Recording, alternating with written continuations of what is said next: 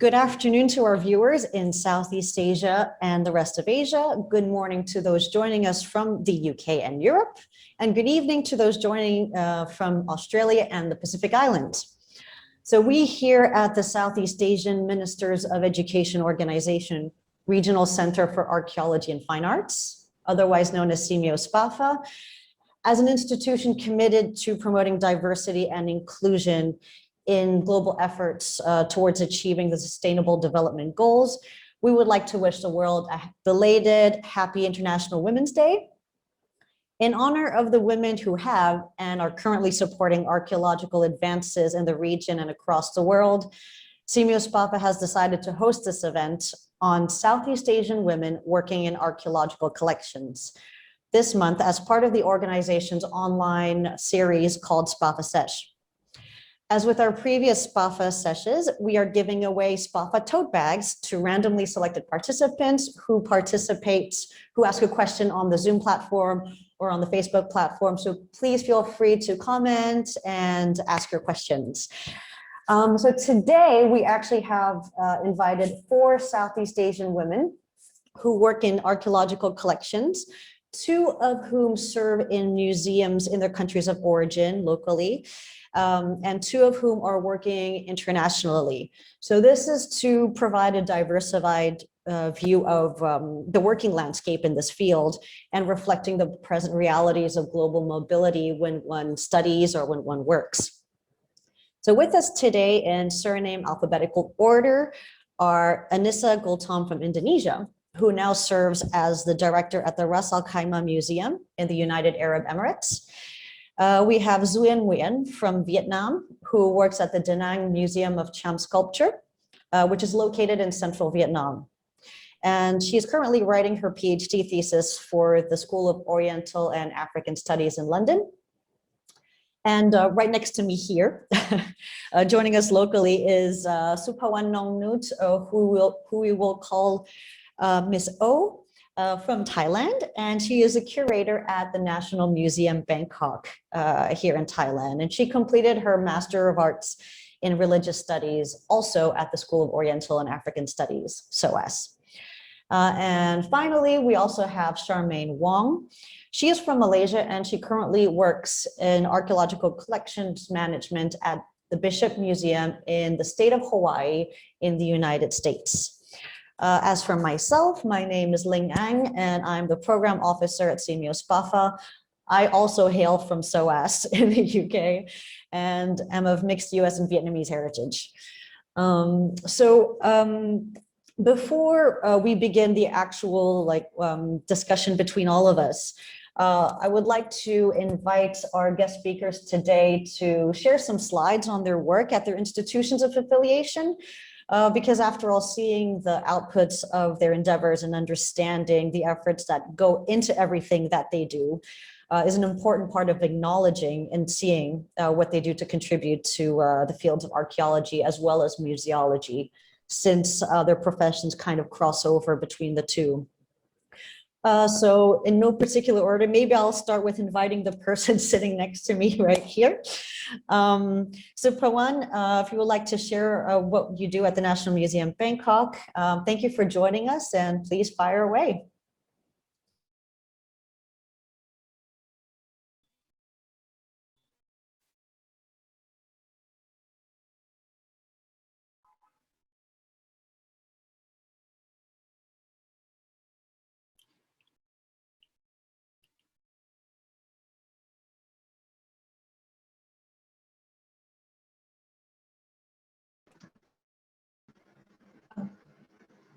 Hi everyone. Well, I'm Suppawan Nongnut from the National Museum Bangkok, and we all know each other with the figure today. We have only short time for introduce our institute. To me, I'm working at the National Museum Bangkok.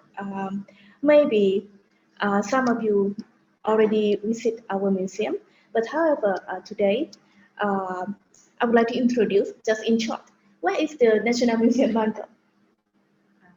Can't see your screen, sorry. In the screen? No? Yeah, we can't see your screen. Sorry, give us a minute. Mhm.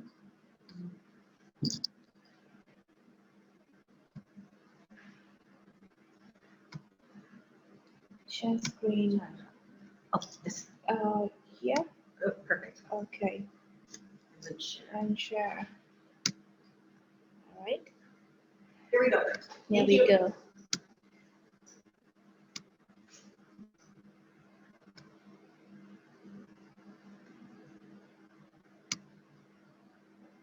Can't see it.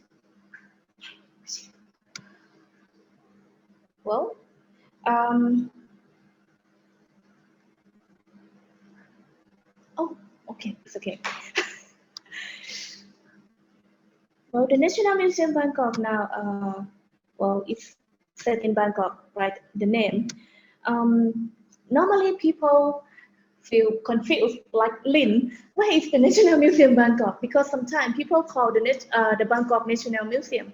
Don't worry, it's the same. It's the same place. It's because this museum is the first national museum in Thailand. So that's why after that, when we add more national museum in the country, for example, like the Ban Chien National Museum in Udon Thani province, or even the Ban Kao National Museum in Kanchanaburi province, that's why after that, we have to add more National Museum of Bangkok, or sometimes we call National Museum Bangkok. And okay, Thailand and Bangkok, you know it already. This is my workplace. In the past, it was the Front Palace. It was a former palace of the prince successor of the King of Bangkok. So that's why in this museum, it includes with the traditional buildings and the modern buildings at the same time. And we have a lot of the collections. Our collections is inclusive Thai history object, the objects about art history and archaeology, traditional and fine art and historical building. This is the background history of our museum. In the past, the whole collection came from the Grand Palace that it was belonged to King Mongkut. Maybe you know the King and I, the story of this king. And then in the reign of King Rama V, his son, not some, the whole part of the collections was moved to this museum. And then in the reign of King Rama VII in 1926, the whole museum is turned to be the public museum, and we call it the National Museum Bangkok. This is some example of the old exhibition with the old style of the representation. And now, in present day, the National Museum Bangkok in present day, we have a long-term revamp. Long-term is almost 10 years. So between 2012 until in present day, if someone visit our museum, you will see some parts always closed and some parts are reopening. This is some example of our new latest exhibition that doesn't open to public yet. So this is maybe the first time you see some example of our latest exhibition. This is our former exhibition about Highlands past. Some example of the art history and archaeology. Some example of the fine art object. So our collection include with a very tiny object to very gigantic size, like a royal chariot that we use in the royal cremation ceremony.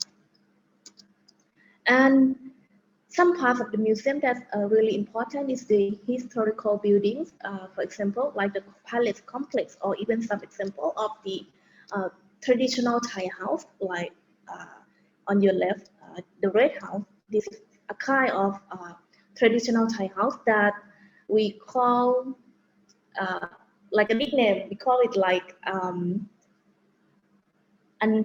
knockdown house, because we can take it apart and move it to everywhere and put it together again.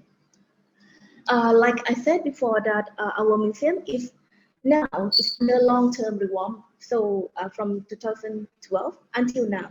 So that's why mostly galleries are reopened to public right now, except some part that's still ongoing of reform process.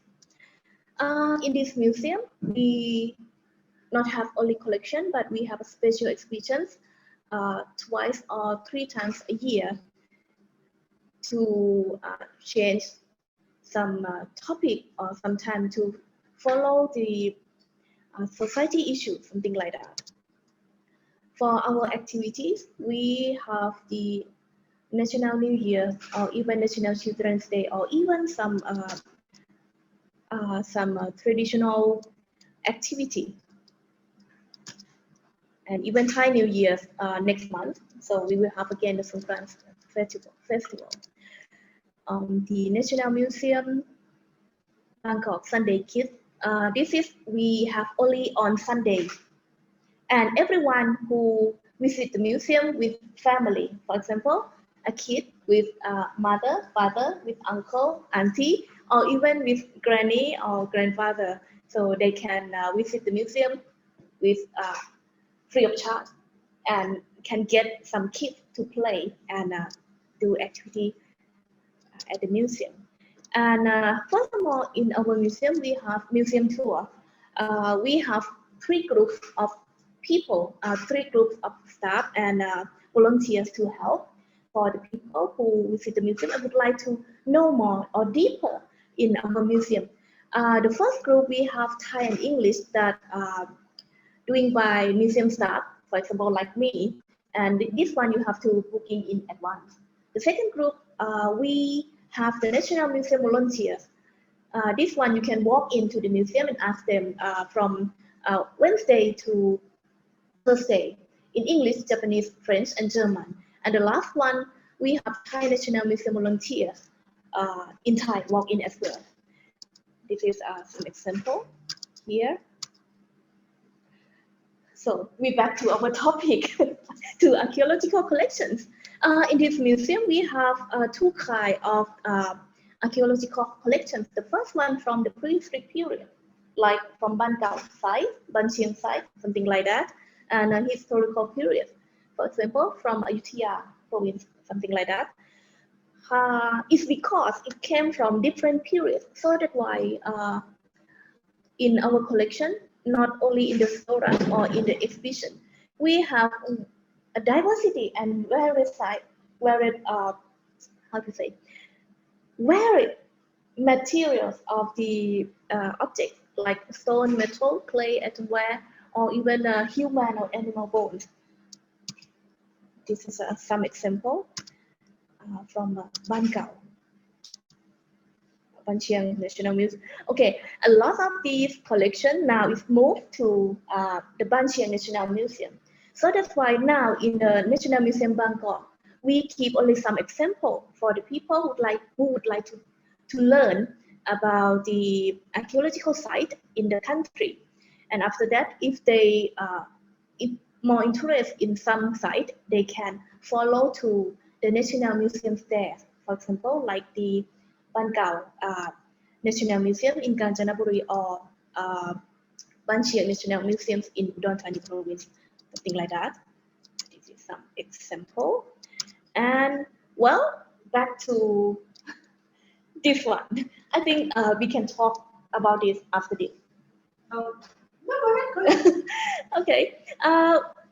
When I got a topic from Linh talking about women who work in the archaeological collection. I mean, in this field.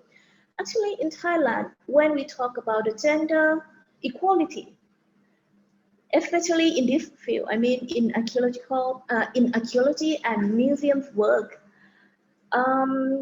if we talk about the balancing with the promotion, salary, working, I think it's genderless. I mean, in Thailand. But however, sometimes when we look back to the beginning of the National Museum in Thailand, especially the founder or the archaeologists who work in this area, I think 100% they were men, right? Were men, and not only Thai men, but from the European or American or sometimes French archaeologists that who work in this field. But however, after that, you maybe can't believe that a lot of women who work in this field and turn to be the leader of this field and work in this field. For example, like this one, this is we call Ajahn Jirajongkon or Professor Jirajongkon. She was the first director of the National Museum Division, and she was the one that who the founder of the organization of National Museum.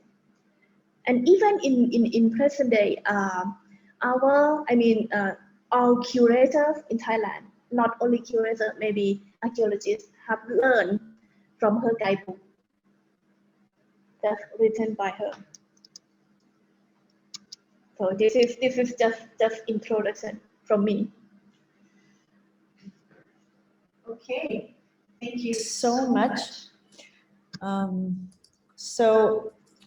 I think, thank you so much, first of all, for sharing your presentation on what your museum does. It's really interesting to see the collections that you have, such as the big chariots, for example. That must be a huge challenge in conservation and all that. And also having the rotation of exhibitions that requires a lot of groundwork. And I think you touched on something really interesting when you talked about who is represented in Thailand as like the historical figureheads of archaeology, and all of that being 100% men, but the actual people doing the work and who did a lot of the pioneering were actually women. So that was really interesting. Thank you very much for that. And so now I would like to invite our next speaker. Maybe Duyen, you can tell us a little bit about what happens in your museum.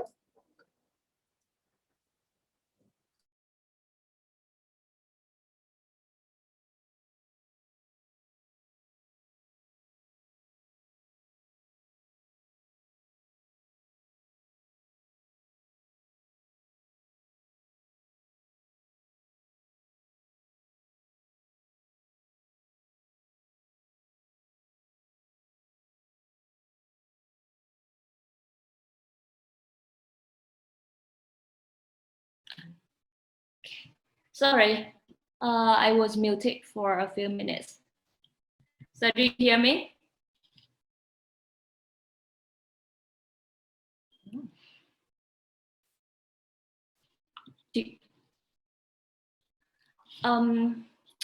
Okay, technical problems.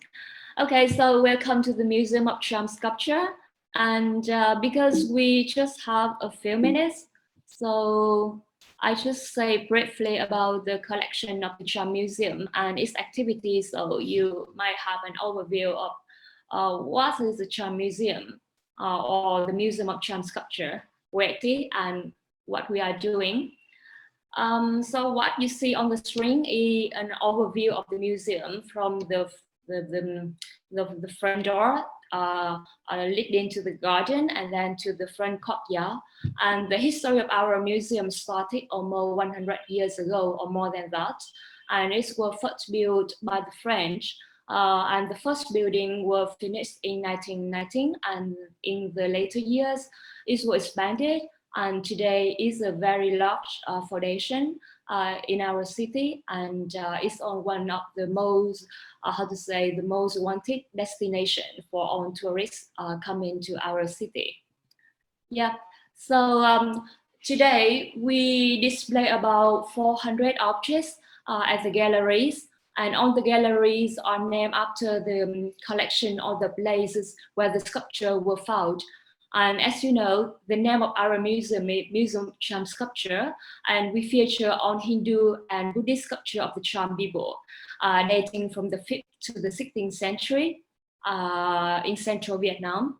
And the museum also have 2 more galleries featuring the collection of Hawaiian culture and the culture of contemporary Cham people in Ninh Thuận and Binh Thuận province in Vietnam. And here, I just want to show you some beautiful sculpture that has been recognized as the national treasure in Vietnam. Yeah, like this one, the tracheo pedestal, or the Mi'san E1 pedestal, or this fantastic work, the statue of Tara, a bronze statue. Or this one, the Dom Yung pedestal. And last year, we have 2 more sculptures that have been recognized as the national treasure, the statue of Ganesha dated from the 7th century, and one more, the statue of Gajasimha dated between 12th and 13th century. In terms of activities, currently, besides permanent exhibition, we also work with other museums in Vietnam and abroad to organize thematic and traveling exhibition. During the time I work at the Cham Museum, I also had to install objects for some traveling exhibition, like the one that you see on the screen, like here, the picture showing we installing panels and objects for the traveling exhibition in An Giang province. Or my college last year participated in a traveling exhibition in Phú Yên province in Vietnam. So I mean, we have, sometimes we have traveling exhibition, but most of the exhibition at the Cham Museum are permanent. And every year we also have at least 2 thematic exhibitions organized at the Cham Museum, maybe like photograph or sculptures. Yeah. And one of the most famous traveling exhibitions that we work with the Guimet Museum of Asian Art in Paris is the exhibition Art of Ancient Vietnam Sculpture from Cham that was organized from 2005 and 2006. And one more exhibition that we organize with the Metropolitan Museum of Art in New York is the Lost Kingdoms Hindu and Buddhist sculpture of early Southeast Asia, 5th to 8th century. Yeah, and today we offer daily guided tours for visitors in Vietnamese, English, and French. So every day, if you come to the museum, we open from 7:30 to 5 p.m. and we offer daily guided tours. We also have educational and public programs. Like in recent year, we work with schools in the city to organize a lot of K-12 student program, especially for primary and secondary schools in the city. And we also work with other universities in Vietnam to organize like a field trip for students to come to the museum to understand more about the Cham sculpture and Cham culture. In terms of conservation, we have a Department of Conservation at the museum, and we have a workshop where our staff do daily conservation for the statues. And we also work with foreign experts from many other countries to prepare objects for travel exhibition or for training programs. In terms of archaeological excavations, in recent years, we also co-work with the Institute of Archaeology in Hanoi or the University of Social Science and Humanities to organize some excavation in the vicinity of Da Nang city, like some places that I show you on the screen. And one more important field is research and library. So we have a small library to serve museum staff, students, and whoever who are interested in Cham art and culture.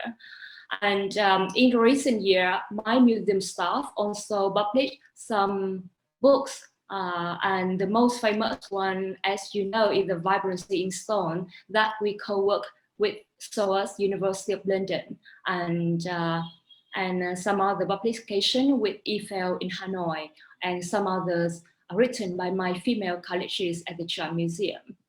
Yeah, and here you can see that's the library, very small, humble collection, but we are trying to work with other institutions to increase the number of research materials.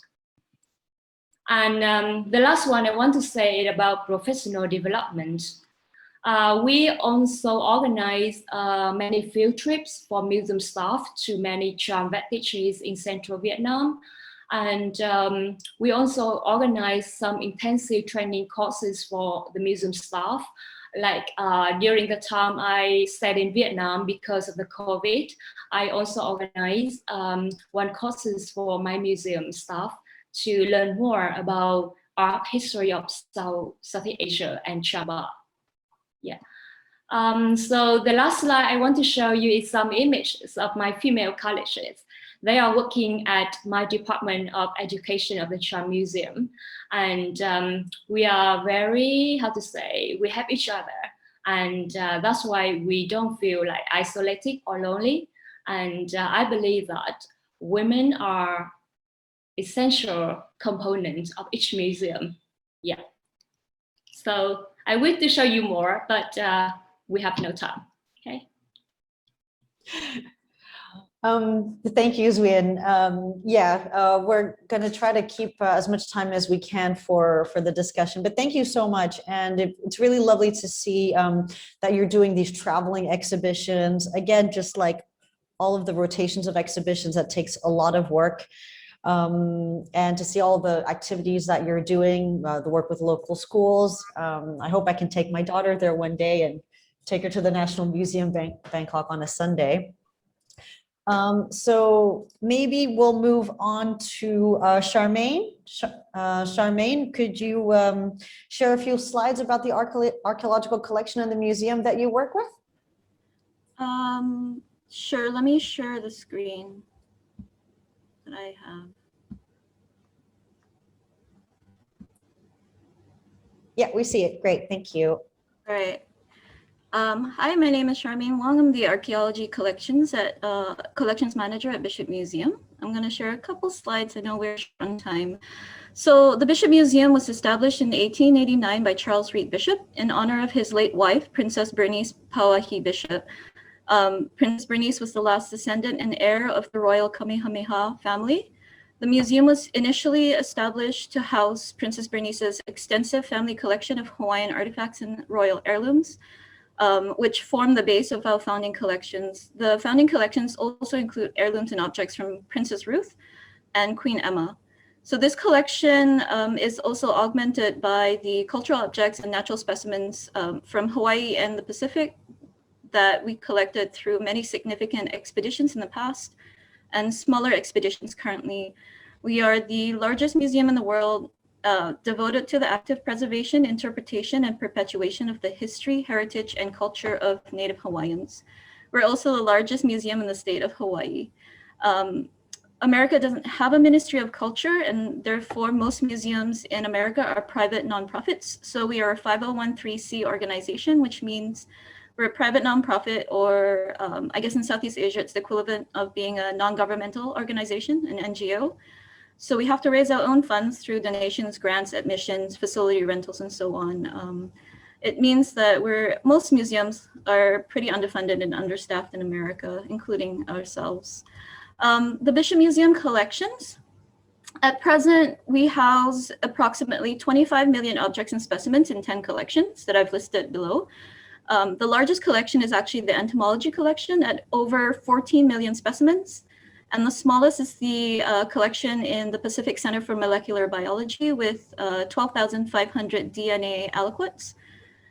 While the main focus of the museum's mission is Hawaii and the Pacific, some of these collections actually hold substantial Southeast Asian specimens as well. So the Anthropology Department is a bit atypical for us. Most museums in America have anthropology departments or collections that house both ethnographical and archaeological materials. At Bishop Museum, both collections were once managed under the Anthropology Department, but we've had a bit of a hard split since the early 2000s, where we now have two distinct collections: the ethnology collections that contain the ethnographical objects that are purchased, donated, collected on expeditions and might not have a good provenance. And then we have the archaeology collections, which basically hold all of the archaeological materials from surveys and excavations, which have provenience usually. The first 50 years or so of archaeology in the Hawaiian archipelago and the wider Pacific region focused primarily on surface surveys and mapping above ground structures and architecture. So about the 1950s, Bishop Museum archaeologists started conducting more systematic excavations, which you can see here. This is a photo of the Coolio rock shelter excavations in the 1950s. It's one of the collections that started the archaeology collection off. Our collections are usually comprised almost entirely of archaeological material excavated by Bishop Museum archaeologists. And while a significant portion of the collections are from academic excavations and research projects, the museum also formed a contract archaeological division in the late 1960s. And for a while, we were the major commercial archaeological outfit in Hawaii and the Pacific. So through both research and academic contracts, both academic research and contract work, we've completed approximately 550 projects. The collections comprise what we call the world's largest collection of Hawaiian and Pacific artifacts and associated documentation from archaeological contexts. So we house over 2 million artifacts and samples from research projects conducted throughout Hawaii and the wider Pacific region. The materials are stored in about 4,000 banker's boxes and 60 cabinets or shelves. We also house over 80,000 related archival items, including publications and reports, photographs, negatives, field notes, field books, maps, manuscripts, card catalogs, and line drawings or illustrations.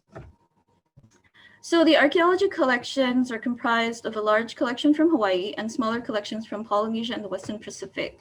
We also have a reference collection as well as an educational collection. The Hawaiian collection is comprised of research-based and contract-based projects and accounts for approximately 75% of the collections. The materials are from 8 Hawaiian islands, so Hawaii Island, or as some people know it, Big Island, Oahu, Maui, Kauai, Molokai, Kaho'olawe, Lanai, and Nihoa. Some notable sites include Coolio Rock Shelter from the picture, Waiuhukini Rock Shelter, Pu'uali'i Dune Site, and Nuololokai. The Pacific collection represents the rest of the collection, 2 sub-collections. We have the Polynesian Collection, which originated from a series of expeditions undertaken by Dr. Kenneth Emery and Dr. Yoshihiko Shinoda in French Polynesia, starting in about the 1960s. We hold materials from 61 islands within 12 island groups, and some prominent assemblages include material from Huahine in the Society Islands, Hane Dune Site in the Marquesas Islands, and Neotaputapa in Tonga. The Western Pacific collections includes materials from several excavations led by notable scholars such as Dr. Patrick Kirch and Dr. Patrick McCoy, materials from 19 islands within 8 island groups are located in this collection, and some of the major assemblages include materials from the Solomon Islands, Santa Cruz Islands, Vanuatu, New Caledonia, and Micronesia. I just have some quick behind the scenes glimpse of the collections. So a lot of the work that we've been doing currently and in the past, in the recent past, have been kind of organizing collection spaces, as you can see below. We have an active internship program. We have a lot of interns help us process our collections. We're actively digitizing the collections, both scanning photography for archival material and then scanning or using 3D photogrammetry for artifacts. We also have been rehousing artifacts, inventorying and databasing, and then focusing on preservation and conservation, mostly in the collections. So on the left, you can kind of see the collections are not so great and need to be rehoused. And then on the right, we've actually got a lot of it rehoused. So that's basically it. That's my elevator talk in about 5 minutes. Thank you so much, Charmaine, for giving us an outline of what you do at the Bishop Museum. And 61 islands condensed into all the collections that you have. That's pretty impressive. And I think you mentioned something really important is how lots of museums, including yours, are usually underfunded, which is a challenge that a lot of museums face. And that's why the work that the people put behind it is so important. And I guess in your case, there's also that added component of having to raise your own funds. So thank you so much for sharing. And maybe we can skip to, last but not least, to Annissa, so she can tell us a bit about what she does in the United Arab Emirates. Hi, everyone. Good morning. Thank you, SPAFA, to invite me again. It's really nice to get to know these amazing ladies and their works. And let me just start with what I want to share today. Okay.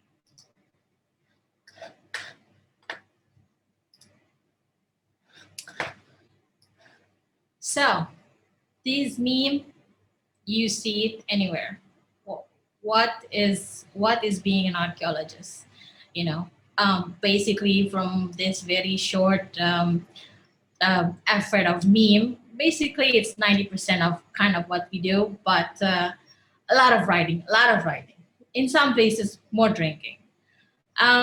Today, I want to touch into the subject on Southeast Asian women working in museum in a larger sense, women working in museum and archaeology. So I kind of want to tell you a story of these two pioneer ladies who work in two regions that I've worked in Southeast Asia and in UAE.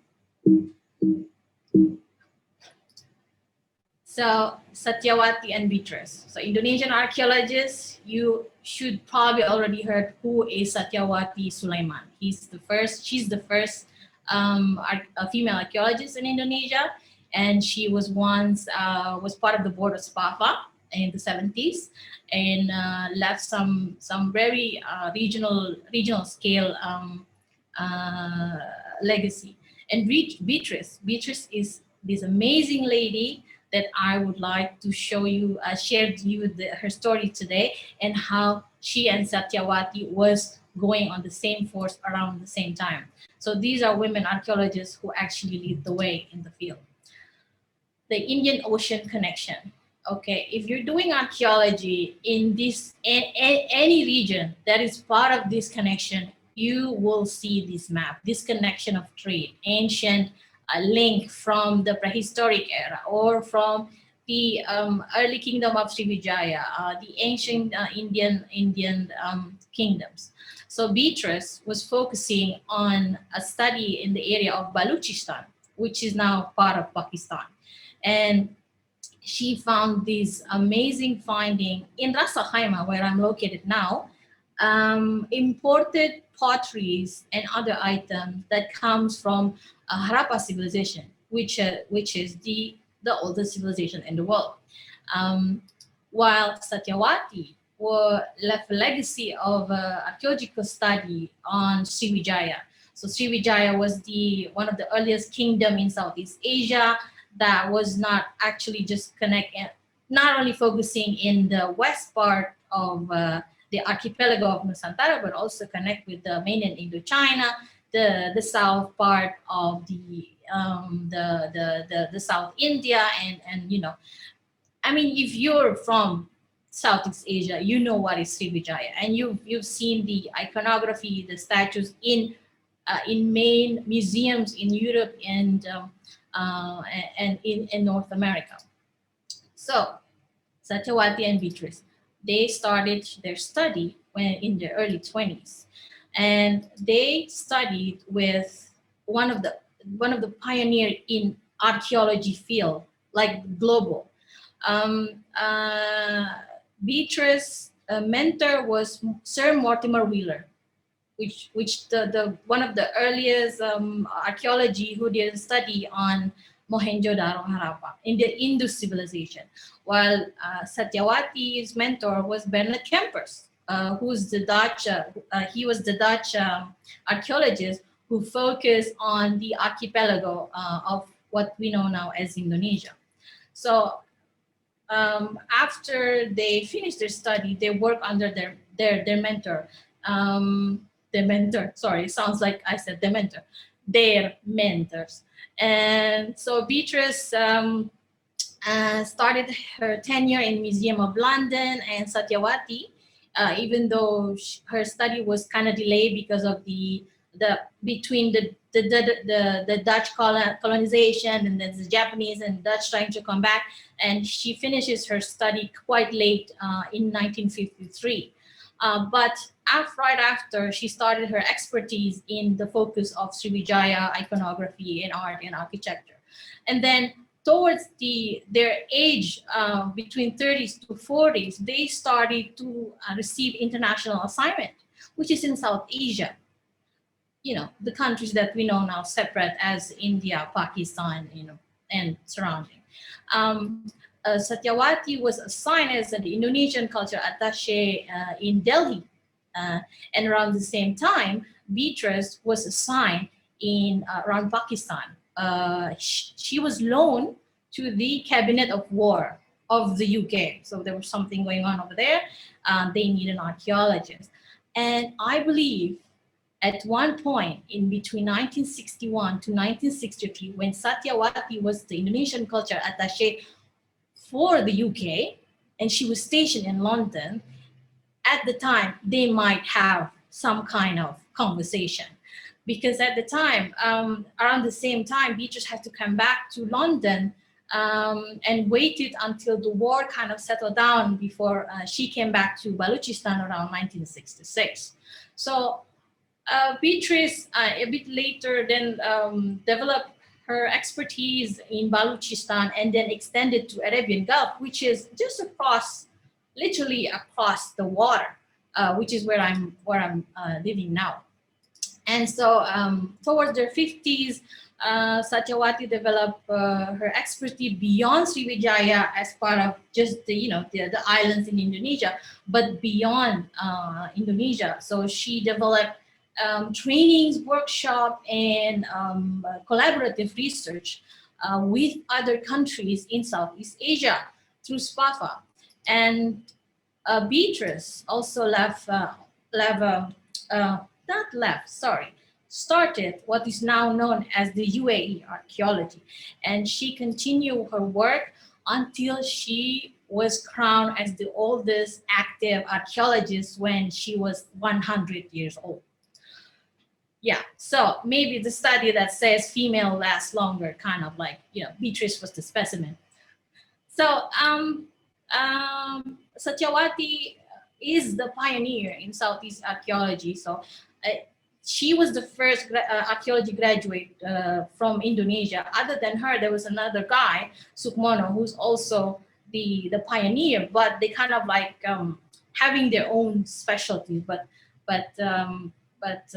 Satyawati is super focused on Sriwijaya. We have to make it, this is a regional thing.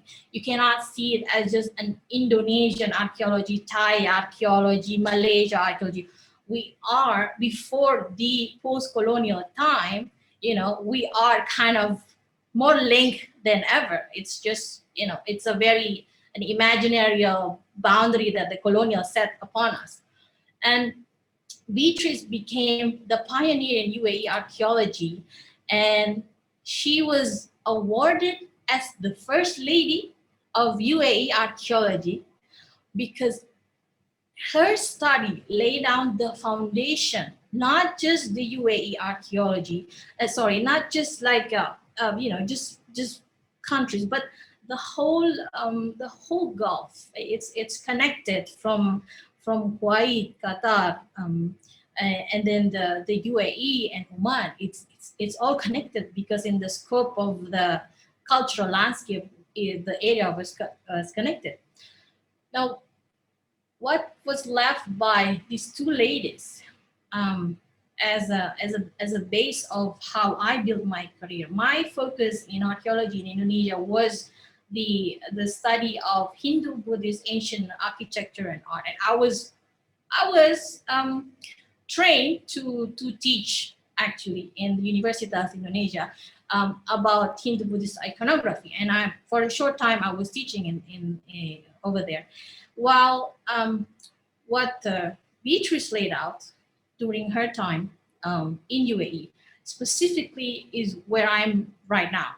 She was the one who started the collection registration of Ras Al Khaimah National Museum. So Ras Al Khaimah, out of the 7 Emirates that is part of UAE, are having the most abundant archaeological artifact findings. And since the 60s until now, we are having annual excavation. So the amount of collection is continuing. Rasa Khaimah Museum is housed in a fort that was first recorded in 1621 as a defense system of the local ruler that was attacked by the Portuguese. Then it was almost destroyed in 1820. Now this is an important year, not just for Rasa Khaimah but for the UAE, because in the following events after this, then between the British and the emirs in the area, they signed what is called the Trucial Treaty, the peace treaty, as in like, you know, okay, so British people, you can do whatever you want to us. We will not shoot at you. So this treaty, it became the base of what is UAE now, the union of the Emirates. So that's why this area is having a really high value in the national history. And then after some time, the museum became part of the ruler residence, and then it is also the first birthplace of the early office of the police. And we are actually, because it's their 50th year this year, and we're actually going to designate one space to have a permanent exhibition about the history of the police in UAE. And then it became a museum in 1987, and then until now we continue to develop it, inshallah, to reach what we are visioning for the cultural strategic of 2030. Now you see from the front, it's kind of small, but it's not. It's a house, it's a fort.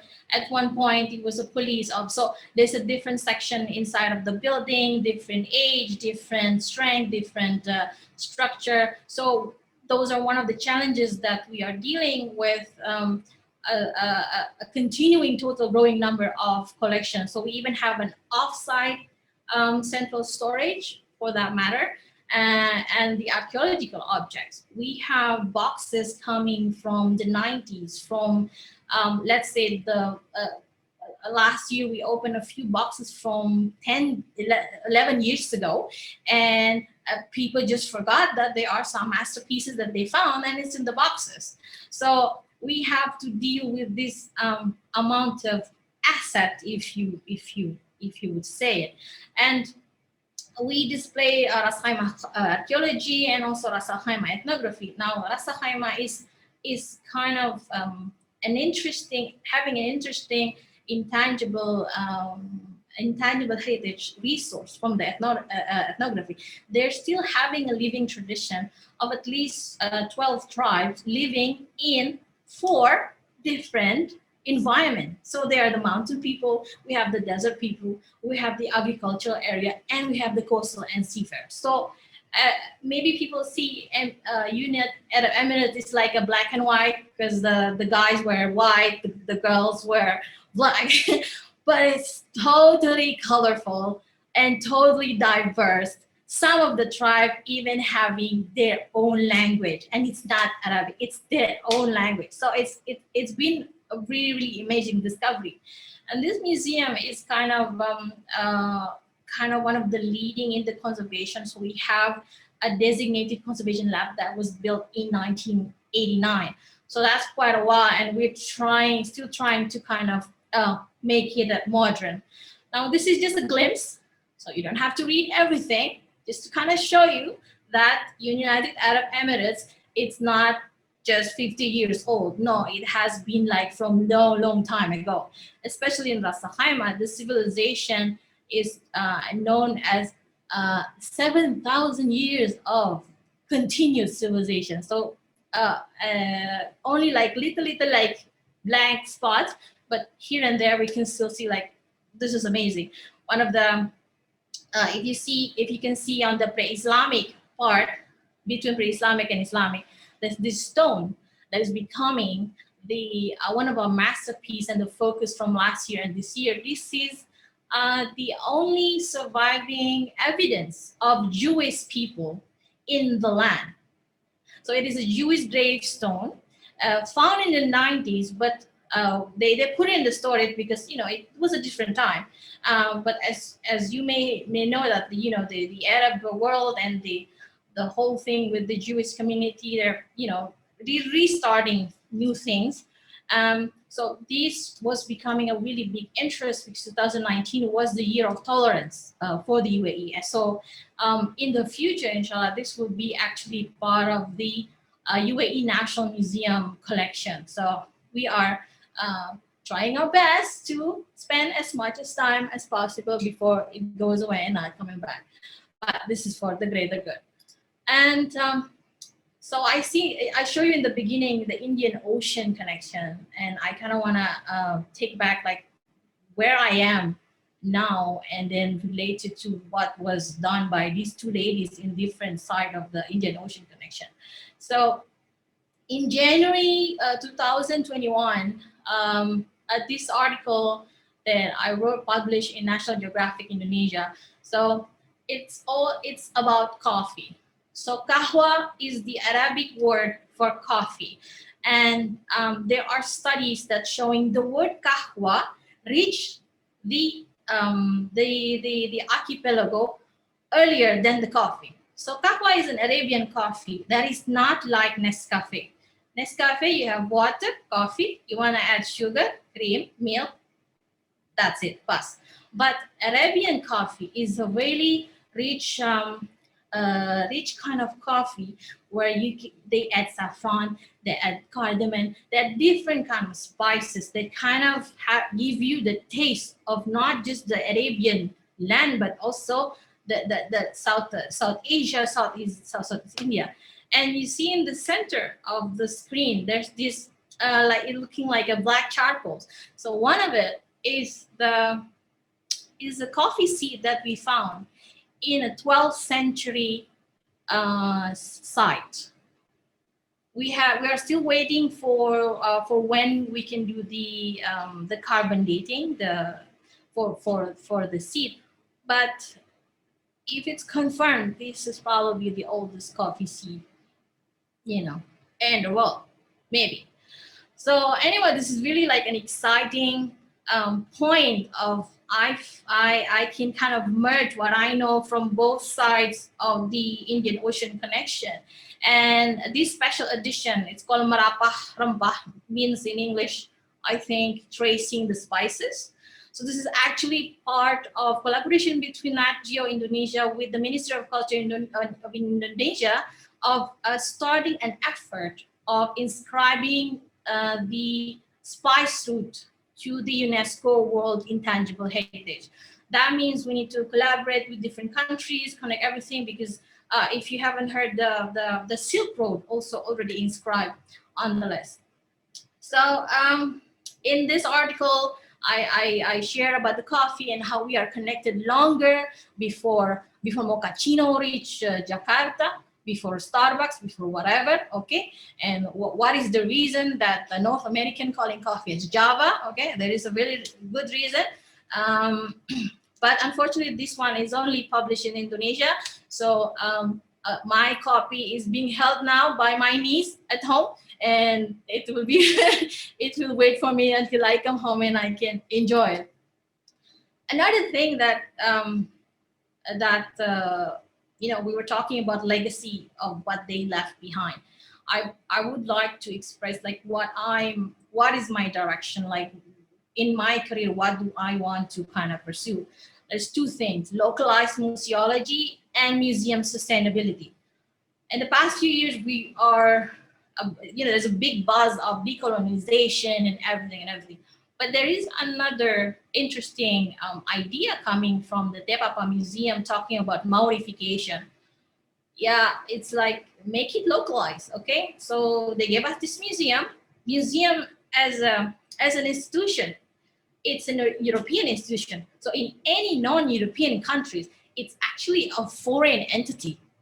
So they just impose the museum at us. We have it, okay? So we can have the awareness and whatever. Okay, so what are we going to do about it? You don't have to follow the European or North American museum. Make your own museology, because of why? We have a different kind of communicating. So on the left, on the localized museology, I want to show you this is a room called Majlis in UAE. So in any big houses in UAE, you have a room called Majlis. It's not the living room. It's a place to sit. Literally, Majlis from the word Jalasa, it's a place to sit. So where you sit together, this is where the old and new generation meet together, share the history, share the story, share the skill, all through talking, all through discussing with coffee. So the story of kahwa in the Malay areas in Sumatra also passed by through coffee in coffee shop. So this room is literally a museum of UAE style. Okay, so sorry. Okay, it's like I'm gonna fight you or something. But so excited on this because yeah, sure. Basically, I just like I just want to say you should develop your own museology where you are. It depends on the nature of your institution, depends on your collection. And the next is about museum sustainability. Managing a museum, first of all, it's a lot of work. Okay, you have to pay bills. You want to pay exhibition, bills. Your boss wants to make a program, bills. So you gotta pay the bill. So in a way, there's if you realize how there's a lot of museum expansion in the world, especially also the in GCC, there's a lot of big projects and everything. And there are some critics of how the expansion plan of the museum, either is it a new one or an old to be new one, can be unsustainable because you're only talking about the physical case and you're not focusing on what you're going to deliver, what you're going to offer. Okay, is there a demand? The basic economy principle. Is there a demand for a museum? Brazil has more than 3,000 museums. Indonesia have around 400. And people say, oh, we only have 400. We need more. For what? If you can answer that question, then we can start discussing about sustainability. And I would love to talk more about this of the museum sustainability, but of course we are here for the women, not for the bills. So in this field of work, we had always a question of, you're the only female, you're the only female, we need to recruit more male and all of this. You heard this, 1 or 2 times. In college, when I was in university, when I was starting my teaching experience, one of the professors saying, oh, female again, we need to have more male teachers because you female, you're taking more leaves, a marriage leaves, pregnant leave, kid leave, all leave, okay? Anyway, so one word for this, you just gotta have courage. Come on, we are female, okay? Men can do anything, but can they bleed once a month and deal with it and go to work? Okay, Satyawati, in her article, so she wrote about the last days of Batavia. Last days of Batavia was between 41 to 42 when the Japanese come to kind of like push away the earlier colonization to introduce the Asian style of colonization. And she was telling how in early 1942, students are going home to their home village, their home city, and the faculty building was almost empty. And it was only she and another 6 girls who still coming for classes for study. Even their Dutch teachers were already wearing military uniform because they have to be ready whenever they need to go to fight. They have to go to fight. Okay, so one of the guys, the male student, saw them and they were like, why are you guys still here? And they said, nah, we do not feel anything. We have the nerve of steel. And Beatrice also said in her interview in 2008, I have never had any difficulties. I am not a woman or a man when I'm working in the Gulf or anywhere else. I am a professional. You have to remember that. You are a professional. When people start talking about focusing on your gender, female, male, You have to be one professional. So last word from the pioneer in the female impersonation. It's very easy to look at the world and think this is all so cool and so mean, but it's important to not become bitter of it. That's it. Thank you, Linh. Thank you very much, Annissa, for sharing that that great presentation that ends with that inspiring quote from our dear RuPaul.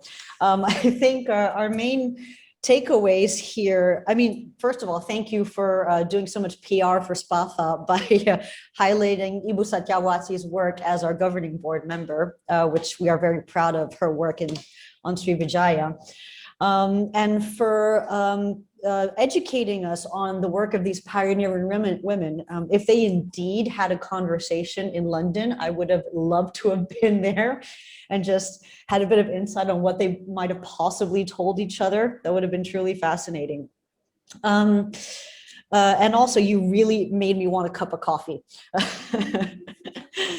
I think you really touched upon a lot of things here that really put all of what you guys talked about all together. I mean, first of all, the global connections that come from maritime trade between Southeast Asia, South Asia, all the way to the Middle East, and then we go all the way to the other side to the Pacific Islands in Hawaii, for example, and Charmaine said that there are Southeast Asian specimens there as well. So it's just beautiful to see the world come together through this heritage, through these artifacts, and through the wonderful work that you are doing as professionals, as you say. So, and I think you also, all of you talked about, you know, what you're doing locally. I think it's important when we talk about a museum. I mean, you can think globally, but it's really important to act locally. And yeah, localizing the museum is progressively becoming a priority. And all the human legwork that goes behind these underfunded museums. Being underfunded means that the people have to work super, super hard. So well done to all of you. So maybe we can go on to just having more of a free-flowing discussion. I think one of the things that we want to share with our audience is how you got to where you are now. And it would be great if each of you could share your background, your educational background, career background, so that the younger viewers watching us, maybe those who are thinking about studying in archaeology or becoming archaeologists, maybe you have they can get inspired from your journey and follow in your footsteps. So maybe I'll start with O. Maybe she can inspire the Thai audiences here. Thank you. Well, to me, it starts with the only a pebble in my hand. Well, it's because I was born in Kanchanaburi province. This province is it's a lot of the prehistoric archaeological sites, but at the time I know nothing about it. But when I walked along the Quenoy River, I found a lot of a bit weird pebble that have a bit weird shape. At the time, I don't know anything. I didn't know anything about the word archaeology, museum, or anything about the prehistoric period, or a lot of things. But then I would like to learn about it, and after that, I follow this way. First of all, I would like to be an archaeologist. But then when I studied about art history, I love it. So I turned my way to the museum work as the curator instead of the archaeology. And this thing of like, it's because I know a lot of children, or even at my age, a lot of us that didn't know or don't know about this thing. And I think it's good to know that in our land, long time ago, there's a lot of knowledge and people who live here. So it's good to me that to deliver from the past to the public in present day. I think this is to me. So that's why I went to the Suppawan University, study about art history. and focus on the ancient technology and perhaps more with religious art to know more and to how to deliver to the people in the same time. Yes, this is my idea. Thank you so much for sharing your background and story. So this is an example of how you can make a mountain from a pebble. And as some of you may know, yes, Suppawan University in Thailand is kind of like the main place where you're going to study archaeology in Thailand. And then you took advantage of these international opportunities afterwards. So thank you for sharing. Maybe Annissa, you could share your educational and career journey with us? Yeah, okay. Well, it's pretty not so interesting. It's kind of like a little bit like following where the river flows. So my bachelor was archaeology, but it was actually my second option. We had this kind of like national standardized. So you kind of have to gamble if you like, depends on how many is your score really for the social sciences and the physical sciences. And archaeology was my second choice, but I was actually really aiming to be into biology. So actually when Charmaine showing like how many like little nuggets in her collection, I was like, oh, I want to go and see all of this. But so yeah, I did my bachelor for 5 years and then focusing on the ancient Hindu-Buddhist art and architecture. And then toward my final year, my professor kind of motivated me to pursue an academic career in the university. But it didn't last long for reasons that Indonesian archaeologists know. So I'm like, yeah. So, but thank God that's actually good, because then I did my master in museum communication in the US. The program doesn't exist anymore. They changed it into museum studies, but actually it was a really interesting study of how you will act as a communicator between different parts of the museum, like what the people need and how to communicate with the education, how they can prepare what people need, and how the exhibition kind of meet the needs of the people. But they already changed it to museum studies. What I kind of regret from my studies, sorry, not being negative, but just to be prepared, you should prepare another skill. You should prepare another skill to help you thrive in your career. There are people having design skill, there are people having accounting skill, there are people having more organizing skill. It really works in any workplaces that you do. For me, it was Excel sheet. I do everything with Excel sheets, so everything is just organized, and there's an effort needed to kind of focus on Excel sheets. So yeah, from the field digging, the sexy digging scene and Microsoft Excel sheet, it's kind of like but trust me, it will help you along the way. Thank you very much, Annissa. I think you have a very good point of fostering, nurturing a skill, whether it's project management, really knowing how to use Excel. These are things that every institution, every company that you work for is going to need across the board. So that's valuable advice to share with our viewers. So thank you. And maybe I can ask Charmaine how you got to Hawaii. Sure.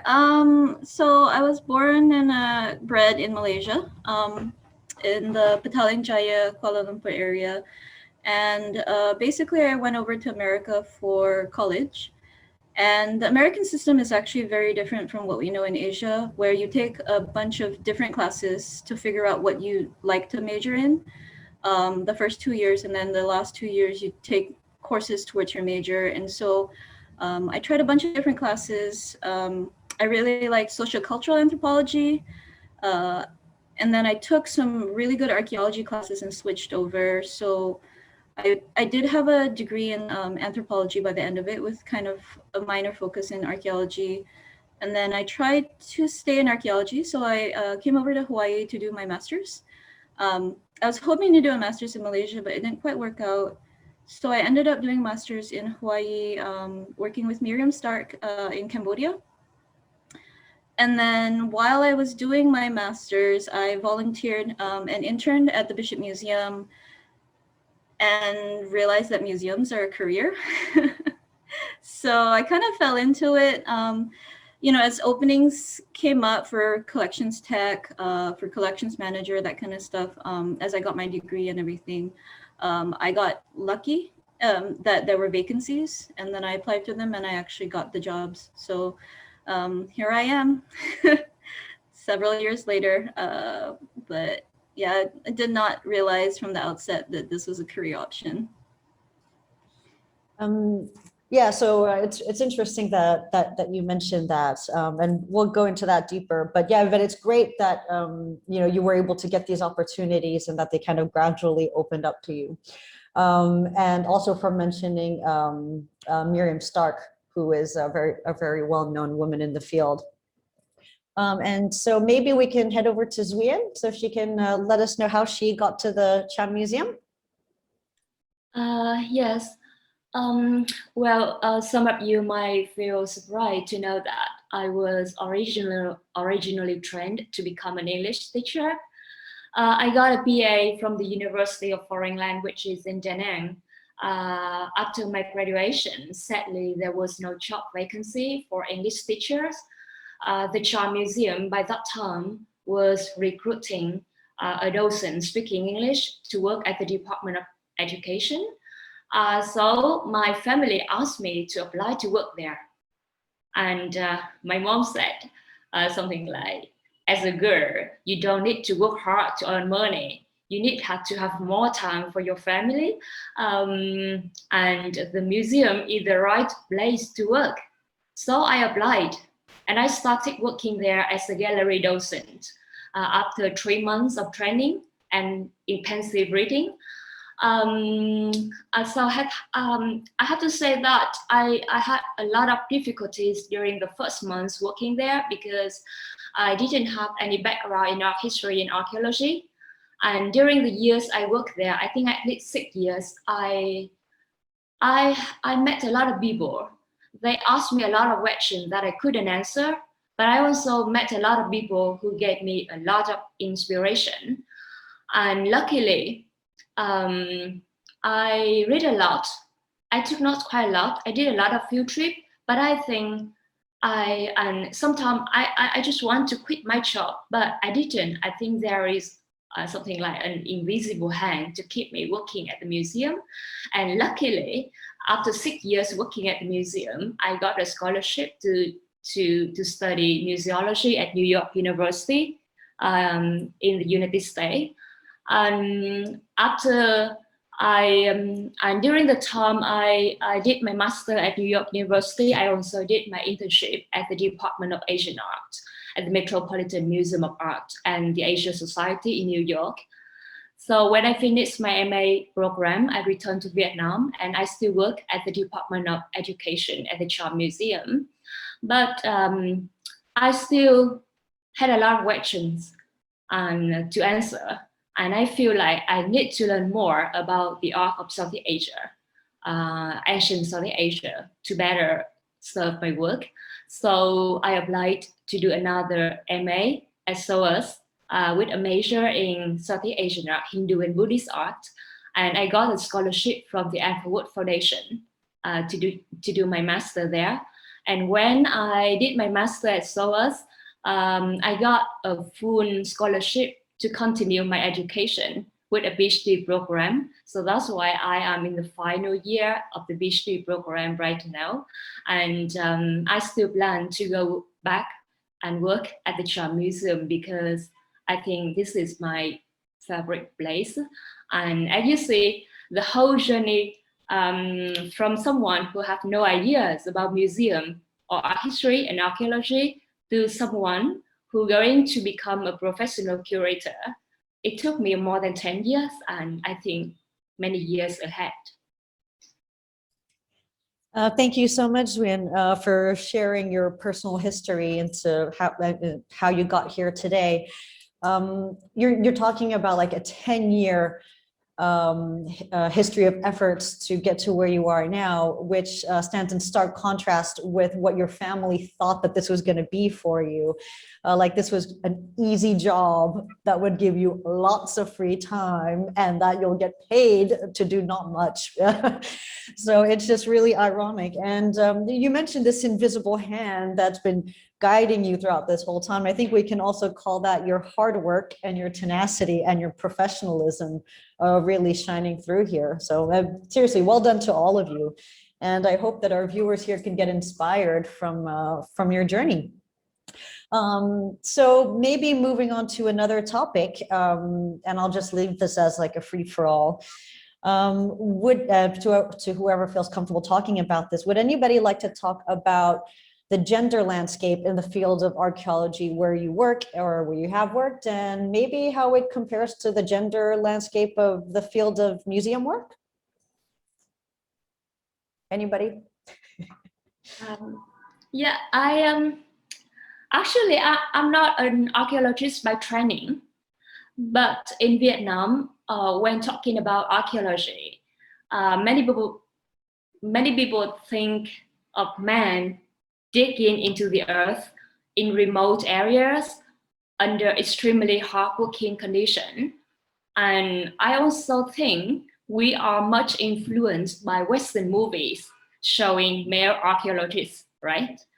And some people also think like men are more suitable for outdoor and hard work, while women are for indoor work.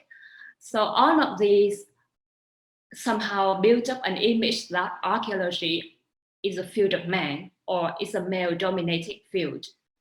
But in reality, I think it's not totally true, because during the years of work, I come to know many female archaeologists in Southeast Asia and in Vietnam.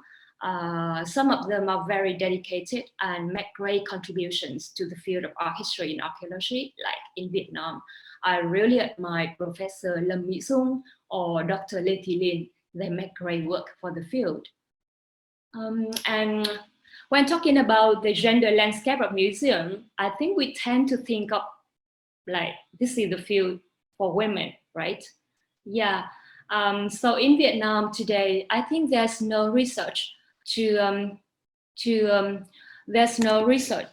know exactly if there are more women working in the museum than men.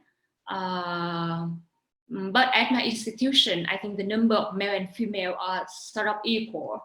But normally, female staff are likely to work at the Department of Education or Communications, and men, or I mean female staff, are likely to work more at the Department of Conservation or Exhibition. So that's the fact from the Dynamic Museum of Cham Sculpture where I work. Go next, or sorry. Yeah, go ahead. I think America's a little bit different. Obviously, both museums and archaeology were very much male dominated in the past. Even if, you know, like in my photo from 1950, there were quite a lot of women at the excavation, but the big names that you know, at least in Pacific and Hawaiian archaeology, and even in a lot of mainland American archaeology, tend to be male. I have noticed that there is a switch, obviously. There are many more females in archaeology and in museums nowadays, as curators, collections managers, just researchers in general. But I think they've had to work a lot harder than men to get to that point. I think we're still also fighting gender wage gaps. You know, there is a little bit more equality, but I think even now, a lot of the women in archaeology, I see them having to fight a little bit harder than most people to get equal treatment, I would think. But there is a lot more representation, so that's great. That's true. Well, let's hope we're going in the right direction towards equal representation and especially towards equal pay, which is still something that really needs to be addressed. And Yasmin, that was really interesting that what you were speaking about, like the genderization of like outdoor, indoor work and, archaeology work, museum work, and people who are in conservation, others who are in education. So thank you for sharing. Do you have anything to add to that? Like I have the introduction about what I would like to talk about the gender in the field. I mean, both the field in the archaeology and museum work is the same in Thailand. Okay, obviously from the outside, it looks like it has the different physical looks, right? Men should do like this, women should do like this. But actually, in our country, I mean, in Thailand, we found that more than 80% they are women archaeologists and curators as well that who work in both of these fields. And we have an equally promotion and salary. No gap. Okay. Well, that's good to know. I think other countries should take after Thailand for that.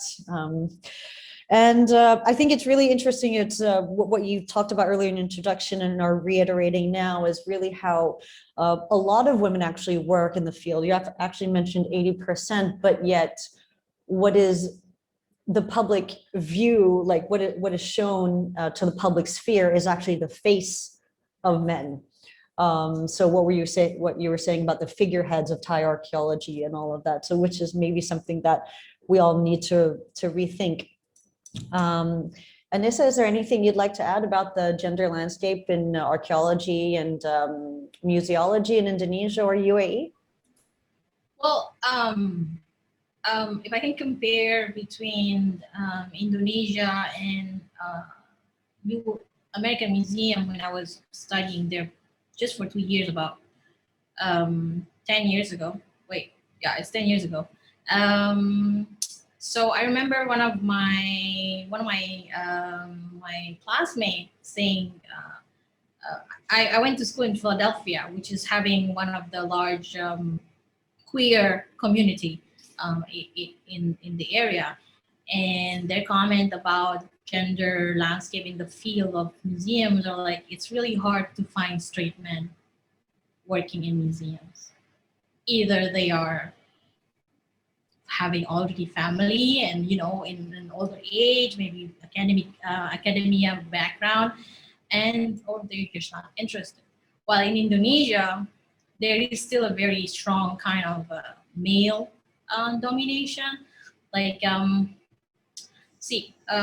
the guy who was the first male archaeologist in Indonesia, who went to the same school with Satyawati, he became, directly after graduation, he became the head of the National Office of Archaeology of the country, and he stayed in his office for 20 years. And Satyawati went to all these other research trips, assigned internationally and stuff.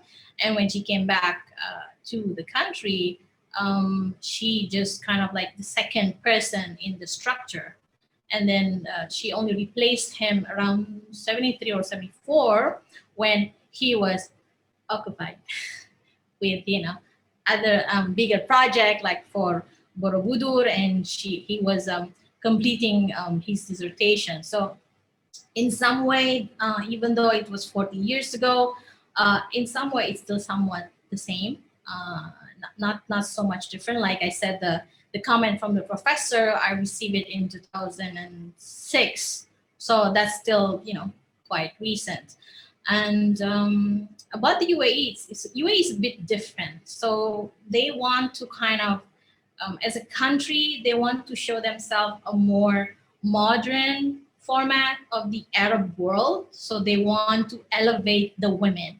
So the Ministry of Culture, now it's the Ministry of Culture and Youth, is led by 2 women. So before it was a separate ministry, so this Ministry of Culture and Ministry of Youth, they combined it and they became co-ministers. During her rule, her reign, her time, Noor Al-Kabi, so amazing lady, she bring UAE to be part of the permanent committee of UNESCO, and having a lot of these other sites from the UAE became nominated intangible and all these things. So they have an effort to kind of wanted to elevate the position of women. But in some ways, I see this not just because it's an Arab country or something. I see this more kind of like a general sexism and misogyny that we found anywhere. And I receive it from either male or female, saying whenever you are hustling, you're not a hustler. When you're a female, you remember the song from Beyonce? If a man is successful, he's a hustle. But if a woman is successful, they're using a different word, So it's kind of still the same generic kind of misogyny, and leading a team with a number of men coming from the region. It was a bit of a struggle in the beginning to be, to be acknowledged, but it's okay now. It's okay. I think you've hit the nail on the head when you're talking about having, to work so hard to get the recognition that one deserves. And while you're talking about misogyny, while you're talking about sexism, I think this may be a good opportunity to slide this question in that we have from the audience. So one of our viewers is asking if any of you have any tips for combating sexism within a university. So when we're talking about sexist comments from male professors and teachers, just like the example that you shared previously, Annissa, or any of you, please feel free to chime in.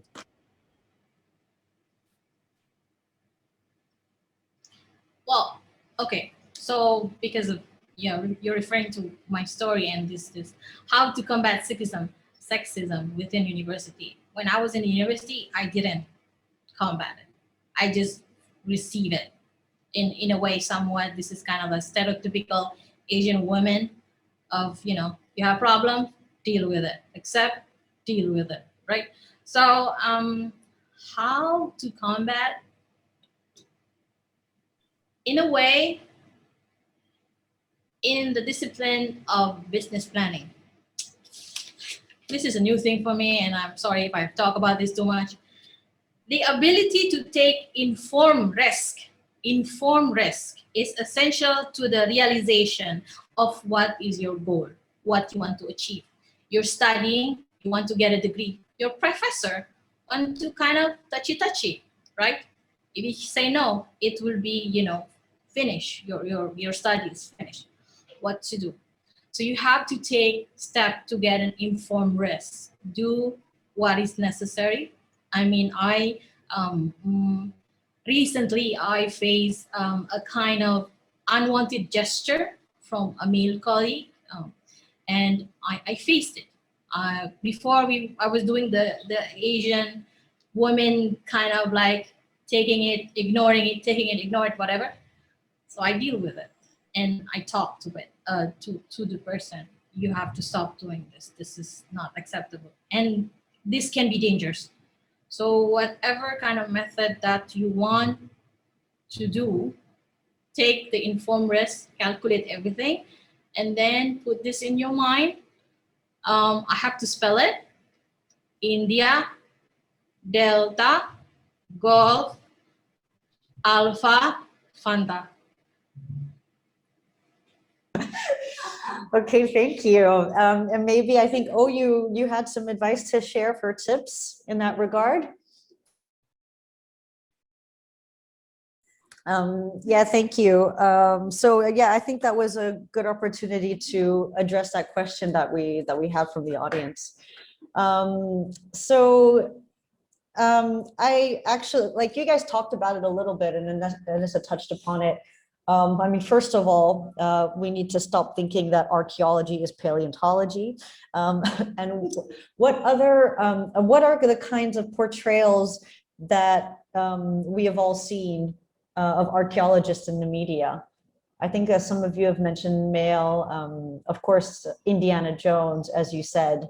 Are there any other representation of archaeologists or museum workers that you've come across in films, TV shows?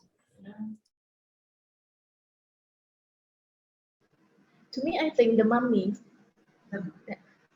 maybe you have seen it. The mummies is talking about woman, Evelyn. She's a librarian, but she's trying to be a curator. You know, because in the past, archaeologists and curators is the same person who work in both fields, in the field and in the museum. But this film is a bit inspired me because, okay, even in I mean, in the country that talking about equality, women try to be something that try to equal to men. She would like to be a curator, so she tried to work harder to be someone that she would like to be. Yes, hard work does pay off, and we're not all just like prancing around like Lara Croft. Yeah, I would actually like to steal a question that I got from Annissa the other day to ask to all of you, because maybe this can actually help some of our viewers in any situation that they've been in. Have there been situations in which you were the only woman in the room or in the field?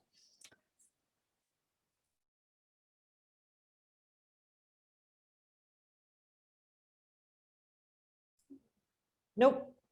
No situations where you were the only woman in the room or in the field? I think Duyen has an interesting story that she shared with us before. No, actually, I told you I work at the Department of Education, and most of my colleagues are female, and we support each other at work. So I feel much supportive and not isolated at all. But I heard some stories from another female colleague. She worked at the Department of Conservation, and she sometimes told me she felt like much isolated from the other fellows. Most of them are male, and she feels sad sometimes because once one of her colleagues told her that like something like she's a female and she's not strong enough to perform work at the Department of Conservation, and that somehow really hurt her. Yeah, or sometimes she, the other time she told me about the story where she at the site, the excavation site, she joined in an excavation with the male team. Yeah, most of the team members are male, and she felt like it's tough because the working condition is very harsh. Yeah, very hot and not comfortable at all. And most of her fellows are male, and she feel lonely, she feel isolated. Yeah, and very sad. And she's the only female at my museum who took part in excavations. Yeah. That's very unfortunate to hear, but there's also a hopeful key message that you said there, that in your department you actually feel supported. So it's important to actually find your people, find your tribe, and to stick together in making each other stronger.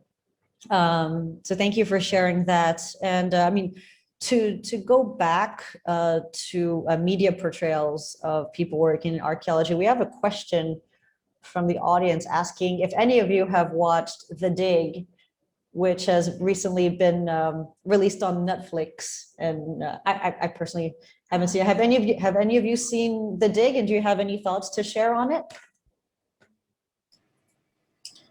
I tried. It was not really.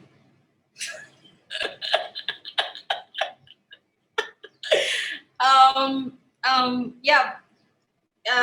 I think you were the one who kind of informed us about there was a portrayal of one of the female archaeologists, and they're focusing on her makeup scene other than her ability as a professional archaeologist on the field. Who said you like The Mummy? Suppawan? Yeah, I prefer The Mummy. Yeah, because I haven't seen the dig, but indeed I did share that article amongst each other, I think last week, where it was said that the dig did portray Peggy Piggott, who is actually a really accomplished archaeologist in her own right, as being kind of, ditzy and clumsy, and as an archaeologist's wife who's and she's trying to be an archaeologist, which apparently was not the historical reality at all. But it's still something that's on my list to watch, and maybe I'll have more about this another time. So thank you for the question from the audience. So next, maybe I would like to ask, do any of you have to deal with expectations at home in managing family or relationships? And if so, how have you coped with this?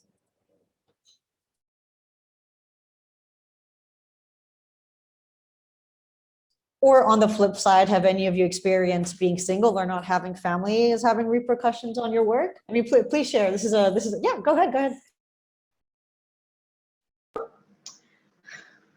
I think sometimes people misunderstood that when we work hard in the museum field or in archaeological field, it would be single.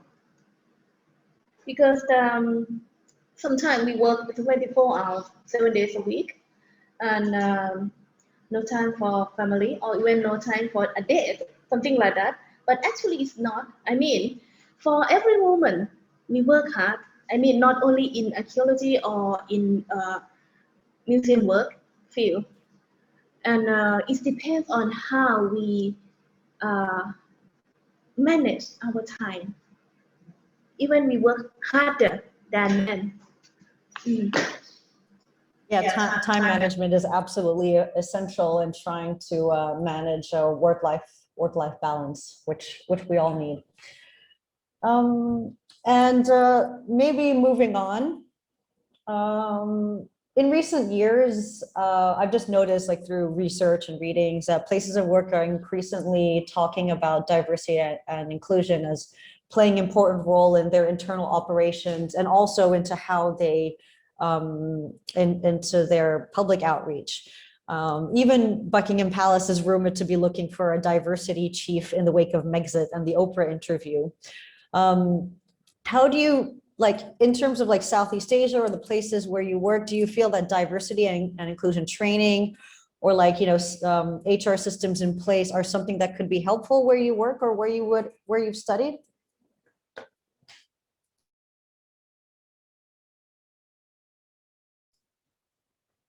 If that's not in place already. Yeah, go ahead.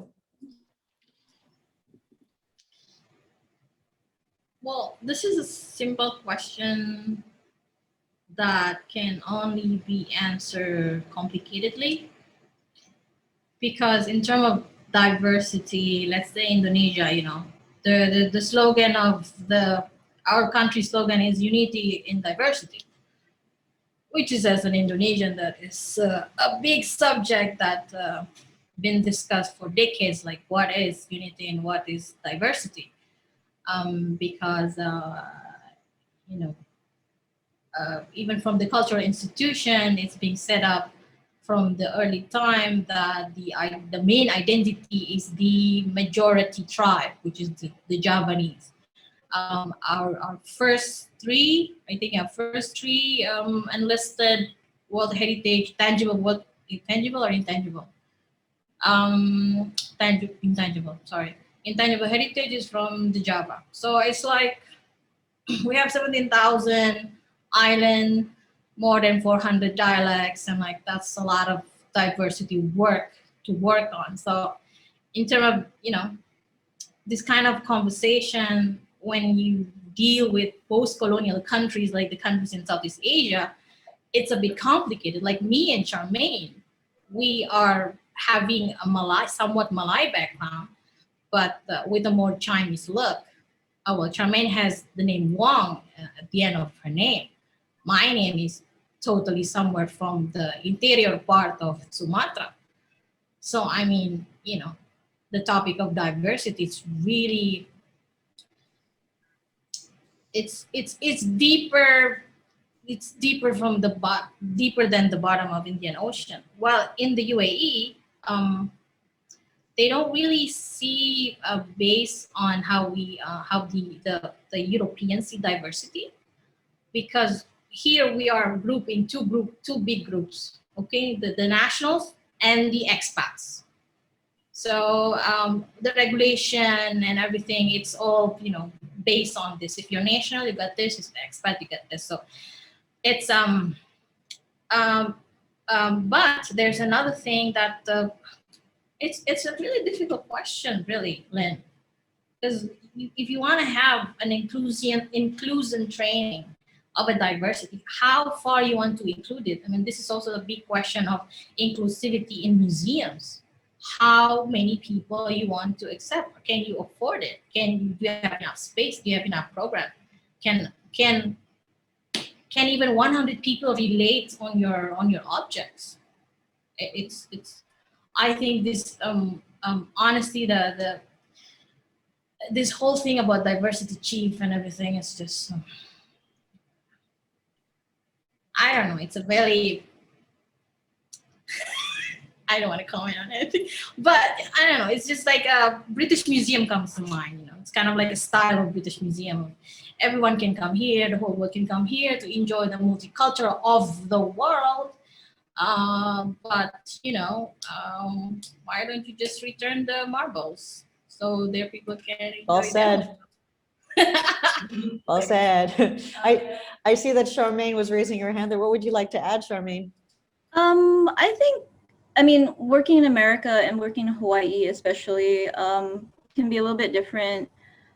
America has always kind of focused, and in recent years especially, focused on diversity, minority groups. Right now the keyword is decolonization.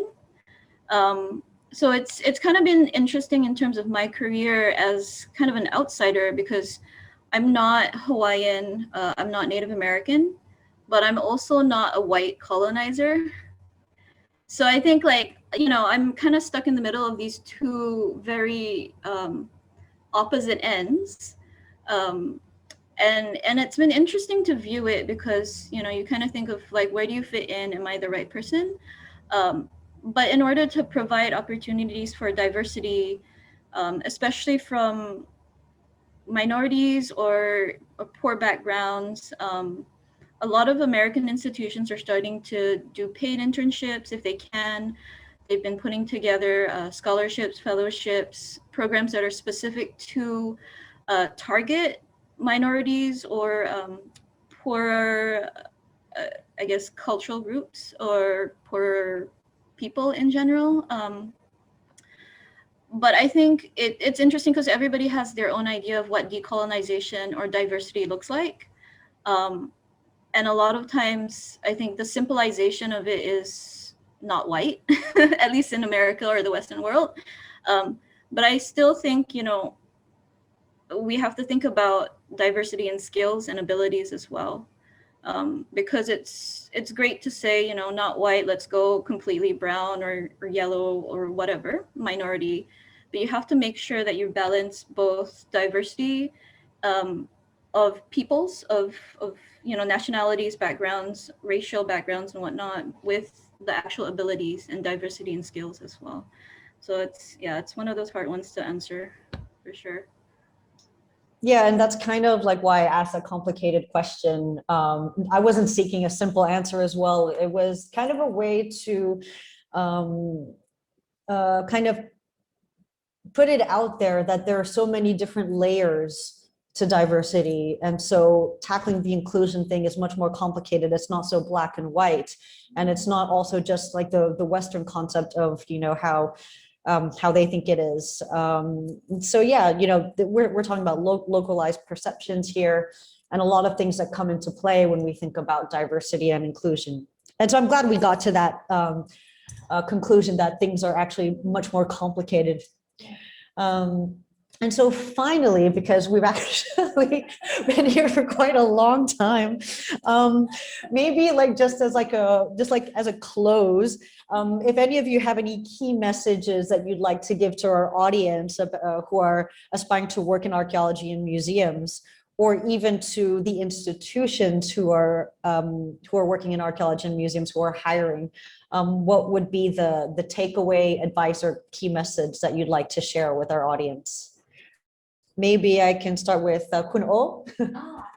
Well, to me, be yourself. I mean, it doesn't mean only a man, a woman, or you are LGBT or anything. Be yourself. Take the part of your strength out. Even the weak part, it can be something good in your work.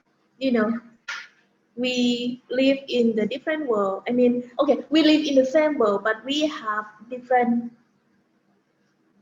side, and we have different strength, different weak. Be yourself. Thank you very much, Kumo, for sharing. Duyen, do you have any takeaway messages for viewers? I think my advice is just applicable to the situation in Vietnam. Yeah, because I talk from the perspective of a woman working in Vietnam. Yeah, so if someone really want to work in archaeology and museum, and I have to give some word of advice to her, I would say work with your passion. Yeah, and work to change the image of yourself in the eyes of the public. I say this because in Vietnam, many people think women working at the museum are shut up, like loud touch, old fashioned, not dynamic. Yeah, so I think it's time to change the way people think about you, and you can only do this by changing how you work and how you look first. Yeah. And the second question, like if I have to give some advice to the institution who are going to hire women staff, so I would say give them a chance for further training or professional development before they turn 30. Because in Vietnam, after 30 years old, women are expected to have more time for families. So I think if institutions want to help their women staff to improve their career, their professionalism, they should do this before the staff turn to 30 years old. Yeah. So my advice just applicable to the situation in Vietnam. I would say that again. Yeah, thank you, Duyen. I think it's really interesting what you just shared about, doing all the training opportunities in your 20s so that you can actually so that it fits with like your local culture and all of that, which are important considerations to think about. And maybe Charmaine, what are your messages to send out there to the world? Specific to, I guess, the American situation, I'm going to be a little bit more realistic. There are way too many overqualified people applying for way too many non-existent positions. So a lot of times it's about networking. It's a lot of internships. Unfortunately, a lot of them are unpaid, so it kind of excludes certain groups, especially disadvantaged groups. So it's a bit difficult. A lot of it's luck. Being there at the time, place, having the right educational background, experience and stuff. Unfortunately for us, it really is kind of too many overqualified people and too few jobs. So realistically, know that before you start paying for like a master's in museum studies.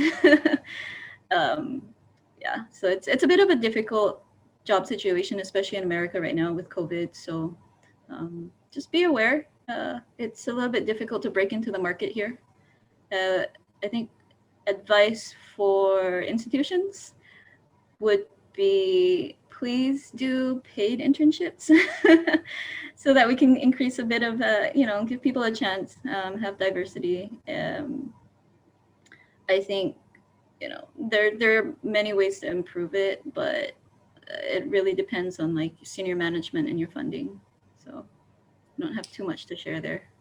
Yeah, no, thank you, Charmaine. I think that's been coming out into the public eye a little bit also, how these unpaid internships are, I mean, this is work that people are putting into this, and it actually should be recognized at work. So as work.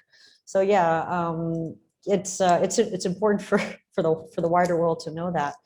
And thank you. And Annissa, you did mention learning another skill. Is there any other advice you'd give out there? Do we have another hour?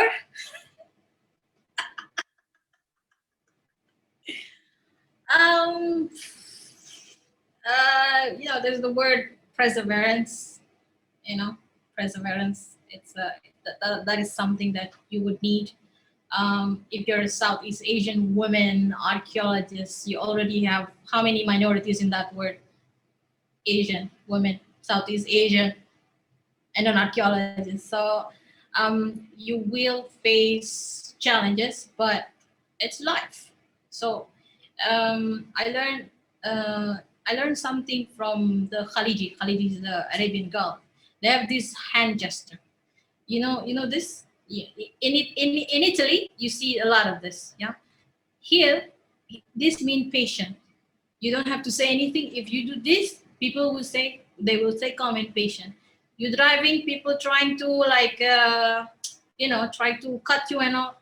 You see the mirror, you do this, they will wait. So I guess my last advice to anyone who wants to start an adventure of in archaeology and museum. And not in the Italian sense of the term. Thank you. I'll remember that when I come visit you in the UAE. And yeah, and also my next destination once borders open is to go to Da Nang. I've been dying to see that museum for years now. So thank you really all. And I'd like to thank our audience across the world for your questions and for enriching the conversation. While we're at it, I am pleased to announce the winner of the SPAFA tote bag. We have Srey Nok Ping from Cambodia. So we will be in touch with you individually to get that tote bag out to you. So thank you for participating. So thank you to our audience for your attention and participation. I would like to give a huge shout out to all our hardworking and fantastic speakers who are here with us today, and hope that their journey can help inspire others in the future. I would also like to take this opportunity to inform our viewers that SEAMEO SPAFA is organizing an online course starting the 10th of May on principles of on-site handling and conservation of archaeological bone in Southeast Asia. So this course is open to anyone. It will indeed focus on archaeological bone research and findings in Southeast Asia, but anyone across the world is welcome and free to apply. And please check out SEAMEO SPAFA's website, Facebook, Instagram, and LinkedIn to find out more about this course as well as future activities. And also go on the social media and website platforms of the wonderful museums where these where our speakers work in. So thank you all for joining. And before I say goodbye to everybody, please also fill out the evaluation form if you have time, so that we know how we can serve you better. So thank you so much for joining, and hope to see you all soon. Take care.